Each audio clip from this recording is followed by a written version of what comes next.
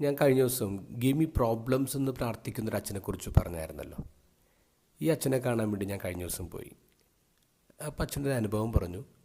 അച്ഛൻ്റെ അടുത്ത് ഒരാൾ വന്നിട്ട് പറഞ്ഞു, അച്ഛൻ ഞാൻ കഴിഞ്ഞ 2 വർഷമായിട്ട് അച്ഛനെ ഉപദ്രവിച്ചുകൊണ്ടിരിക്കുന്ന ആളാണ്, അച്ഛനെക്കുറിച്ച് കുറ്റം പറയുന്ന ഒരാളാണ്.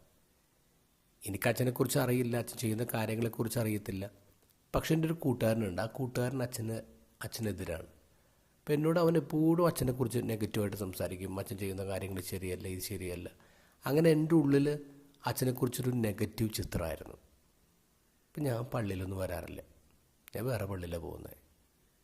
ഇപ്പം കഴിഞ്ഞ ദിവസം ഞാനൊരു സ്ഥലത്ത് നിന്ന് അച്ഛനെക്കുറിച്ച് ഇങ്ങനെ കുറ്റം പറഞ്ഞുകൊണ്ടിരിക്കുമ്പോൾ എൻ്റെ വേറൊരു കൂട്ടുകാരൻ ചോദിച്ചു, എടാ നീ അച്ഛനെ കണ്ടിട്ടുണ്ടോ, നീ അച്ഛനോട് സംസാരിച്ചിട്ടുണ്ടോ, നീ അച്ഛൻ ചെയ്യുന്ന കാര്യങ്ങൾ എന്തെങ്കിലും കണ്ടിട്ടുണ്ടോ, അച്ഛൻ ചെയ്യുന്ന ഏത് കാര്യമാണ് തെറ്റായിട്ടുള്ളത് അല്ലെങ്കിൽ നമ്മുടെ ഇടവകയ്ക്ക് എതിരായിട്ടുള്ളത്?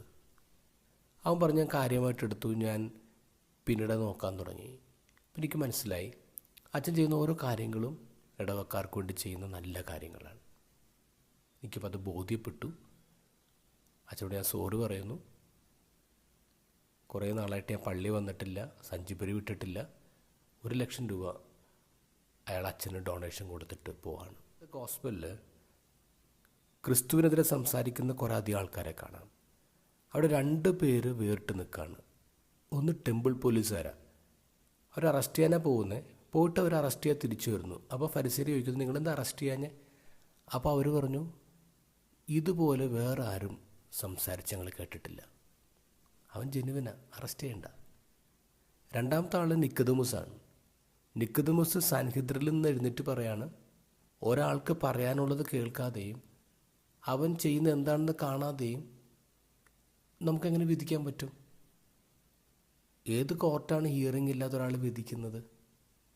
ഒരുവൻ്റെ ബേസിക് റൈറ്റ് അല്ലേ അത്? ഒരാൾക്ക് പറയാനുള്ളത് കേൾക്കാതെ എത്രയോ പേരെയാണ് നമ്മളിങ്ങനെ ഇരുട്ടത്ത് നിർത്തിയിരിക്കുന്നത്.